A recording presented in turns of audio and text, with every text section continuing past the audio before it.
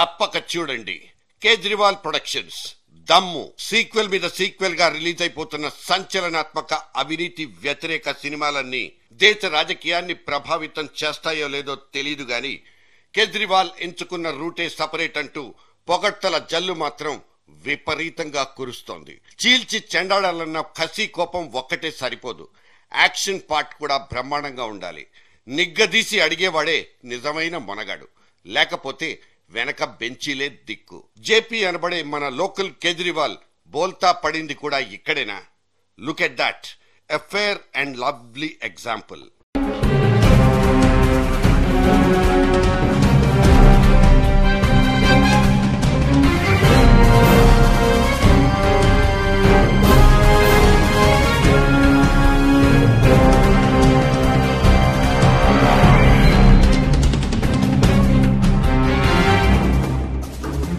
Yes, సత్తా లేకపోతే పత్తా ఉండదు. అవినీతి రహిత సమాజాన్ని స్థాపించడమే ప్రధాన లక్ష్యంగా ఏర్పాటు చేసిన లోక్ సత్తా ఒక రాజకీయ పార్టీగా ఆవిర్భవించి 5 ఏళ్లు గడిచిపోయాయి. వ్యవస్థాపక అధ్యక్షుడు డాక్టర్ జయప్రకాష్ నారాయణ్ మధ్య తరగతి ప్రజానీకాన్నే లక్ష్యంగా చేసుకుని 2009 సార్వత్రిక ఎన్నికల్లో పోటీ చేసి 1.8% ఓట్లు సాధించుకోగలిగారు. అయితే ఆ పార్టీకి దక్కింది కేవలం ఒక్క సీటు మాత్రమే. ఆ తర్వాత పార్టీ తనదైన శైలిలో అడపాదడపా కొన్ని కార్యక్రమాలు చేపడుతున్నా వాటి ప్రభావం ఏ మేరకు ఉందన్నది వాళ్లకే తెలియాలి.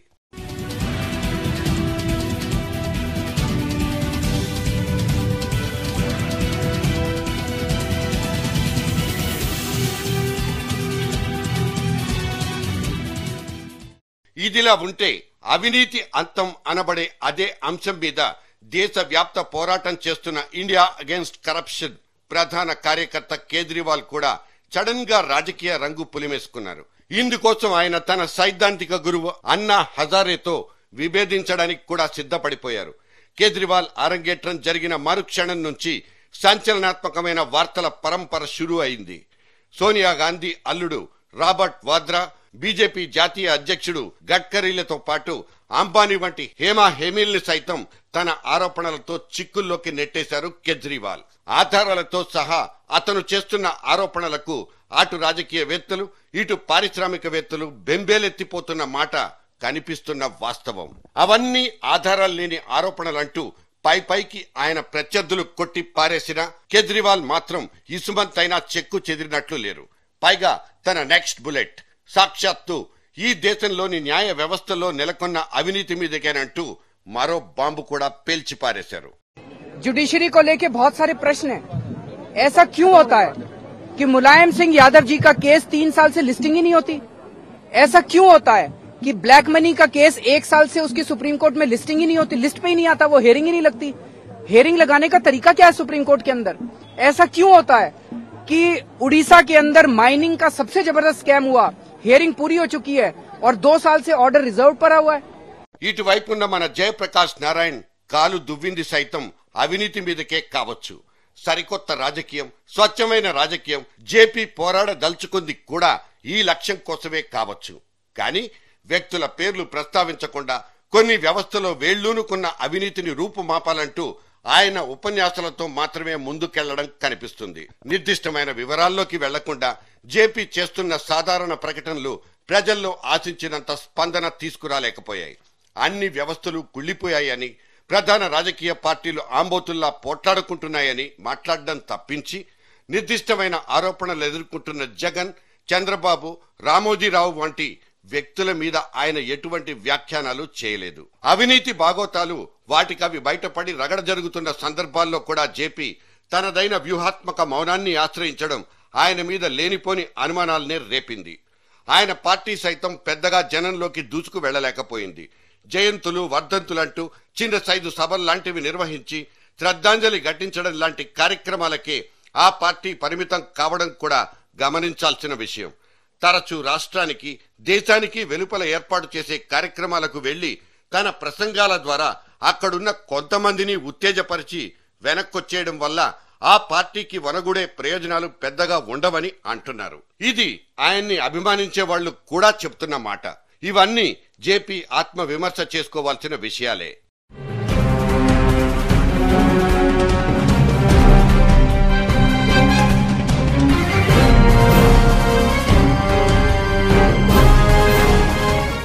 ఒక ఐఏఎస్ అధికారిగా అనేక ఉన్నత పదవుల్ని నిర్వహించడంతో పాటు గతంలో ఎన్టీఆర్ వంటి లెజెండరీ ముఖ్యమంత్రి దగ్గర సైతం కార్యదర్శి హోదాలో పనిచేసిన సుదీర్ఘ అనుభవశాలిగా జేపీకి మంచి పేరుంది.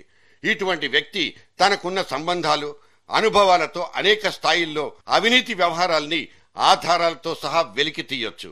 జేపీ రంగంలోకి దిగాలే గాని స్టింగ్ ఆపరేషన్లంటూ హడావిడి చేస్తున్న మీడియా కంటే ఆయన ముందుండిపోతారేమో. ఎంతటి వాళ్ల బండారాన్నైనా బయట పెట్టగలరు. మరి ఇటువంటి వ్యవహారాలకు దూరంగా ఉంటూ పై ప్రకటనలతో జేపీ సాధించగలిగింది ఏమీ లేదన్నది ఇప్పటికే రుజువైన విషయం.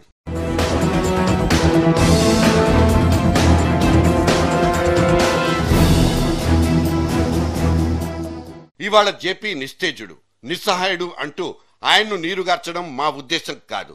ఏదో ఒక శక్తినో లేక వ్యక్తినో సూటిగా ఎదుర్కోవడమన్న ఓ కరుడుగట్టిన కార్యాచరణ లేకుండా ముందుకెళ్తున్న జేపీ తన పార్టీని చీకట్లోకి తోలుకెళ్తున్నాడన్న అపవాదునే ఇక్కడ గుర్తు చేస్తున్నాం. రియలిస్టిక్ గానో రెచ్చగొట్టడం వల్లనో ఒకవైపు వెళ్లిపోతున్న జన సమూహాన్ని, వాళ్ల మనోభావాల్ని టార్గెట్ చేయడం కంటే అసలీ కుళ్లుకు కారకులైన 1-2 పవర్ సెంటర్స్ మీదికి దృష్టి పెట్టాలన్న ఆలోచన జేపీ దగ్గర ఎందుకు లేకపోయింది? అనుకున్న ప్రయోజనాలు తీరిపోగానే విలీనమై చరిత్రలో కలిసిపోతున్న పార్టీల జాబితాలోనే లోక్సత్తాను కూడా కలిపేయాలన్నది జేపీ మనోభిష్టం కాదు, కాకూడదనేది మనబోటి వాళ్ల అభిలాష కూడా. తన నుంచి విడిపోయి తెలంగాణ లోక్సత్తా అంటూ కొత్త కుంపటి పెట్టుకున్న ఓ గుంపు ఇవాళ అవినీతి ఆరోపణల్లో కూరుకుపోయిన ఒక పొలిటికల్ పార్టీకి బేషరతుగా మద్దతిస్తోంది. ఇలా కాలక్రమేణా పోరాటం కోసమే పుట్టిన లోక్సత్తా అనే ఓ పవిత్రమైన మాట నవ్వుల పాలైపోవడం అభ్యుదయవాదుల్ని కుంగదీస్తోంది. ఓ కారణం కోసం పుట్టిన పార్టీ అకారణంగా చచ్చిపోకూడదన్నదే జనం ఆకాంక్ష కూడా.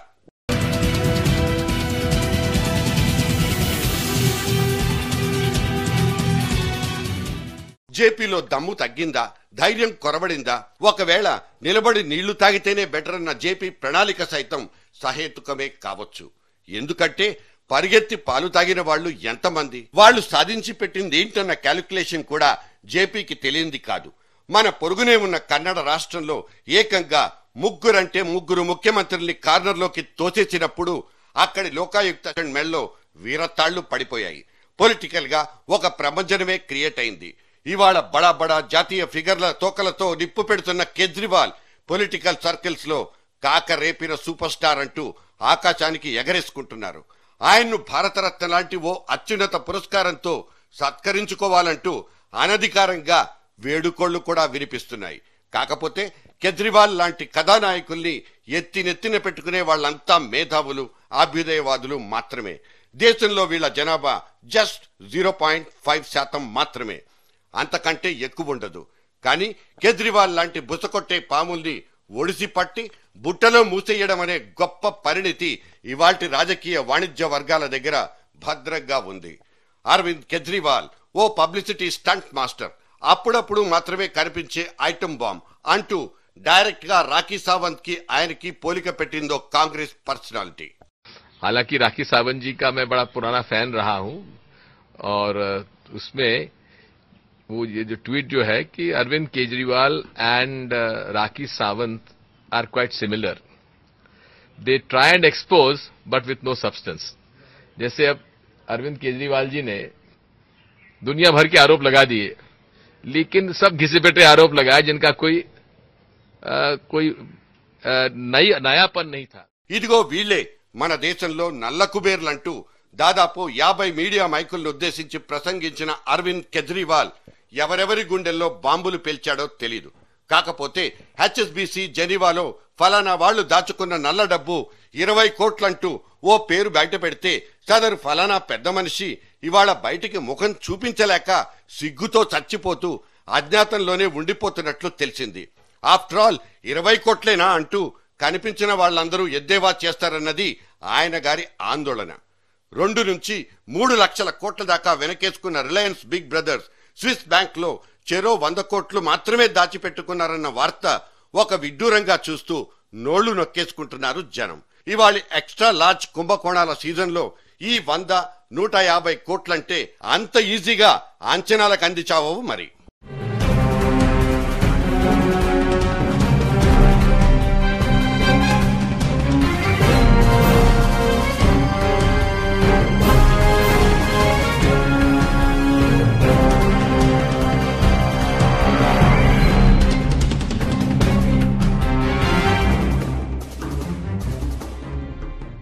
భారత్ బోర్జ్ అనిల్ అంబానీ హెలికాప్టర్ ప్రొపెల్లర్ లో గులకరాళ్లు పోచాడంటూ ఇతని మీద ఆరోపణలు. ఆ తర్వాత కొన్ని రోజులకు ఈ యువ ఇంజనీర్ పట్టాల మీద శవమై తేలాడు. ఇది హత్య లేక ఆత్మహత్య అనేది ఇప్పటికీ ఇదమిద్దంగా తెలీదు. ఆ తర్వాత ఇటీవలి కాలంలో కనిపించిన ఇంకో బ్రేకింగ్ న్యూస్, నాకే తాకీదులిస్తాడా అంటూ ఏకంగా ఆయిల్ మంత్రినే శంకరమఠం మాన్యాలకు పార్సల్ చేసి పారేసిన ఇంకో బిగ్ పర్సనాలిటీ. మాతో పెట్టుకుంటే మసైపోతావంటూ డైరెక్ట్ గా హెచ్చరించే ఇటువంటి కార్పొరేట్ మదగజాలతో పెట్టుకుంటున్న కేజ్రీవాల్ రాజకీయాల్లో రాణిస్తాడా లేక అంతకు ముందే వాలంటరీ రిటైర్మెంట్ ప్రకటిస్తారో తెలీదు. కానీ కేజ్రీవాల్ ఇవాల్టికైతే ఒక తిరుగులేని కథానాయకుడే. అతని వెంట నడవాల్సిన అవసరం భావ సారూప్య పార్టీలన్నింటి మీద ఖచ్చితంగా ఉండే తీరుతుంది.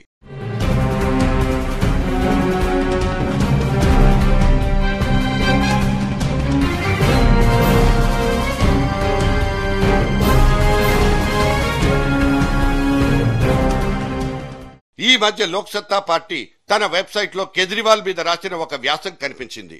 పేరుకు మాత్రం మెమో టు కేజ్రీవాల్ అంటూ పేర్కొన్నా అందులో ఎక్కడా కేజ్రీవాల్ పార్టీ మీద తమకున్న నిర్దిష్టమైన అభిప్రాయాల్ని స్పష్టం చెయ్యలేదు. ఇప్పటికే దేశంలో దాదాపు 1000 రాజకీయ పార్టీలున్నాయని చెప్తూ ప్రధాన రాజకీయ పక్షాలకు వ్యతిరేకంగా భావసారూప్యత కలిగిన పార్టీలన్నీ కలిసి పనిచేయాల్సిన అవసరాన్ని ఎత్తి చూపడం తప్పించి ఎక్కడా ఆ పార్టీ మీద స్పష్టమైన అభిప్రాయాన్ని వ్యక్తం చేయలేదు. కేజ్రీవాల్ వంటి వ్యక్తులు పెట్టే పార్టీల మాట అలా ఉంచితే అసలు జేపీ వంటి వాళ్లు అవినీతి ఆరోపణల్లో కూరుకుపోయిన కొంతమంది వ్యక్తుల పట్ల, కొన్ని సంస్థల పట్ల ఎటువంటి అభిప్రాయాల్ని వ్యక్తం చేయకపోవడం ఒక దురదృష్టకరమైన విషయం. సో ఈ పరుగు పందెంలో గెలుపెవరిది? నిలబడి నీళ్లు తాగేవాడిదా లేక నీళ్లు తాగించేవాడిదా? ఇదొక కుందేలు తాబేలు కథ మాత్రం కాదు. It's not the tale of hare and tortoise.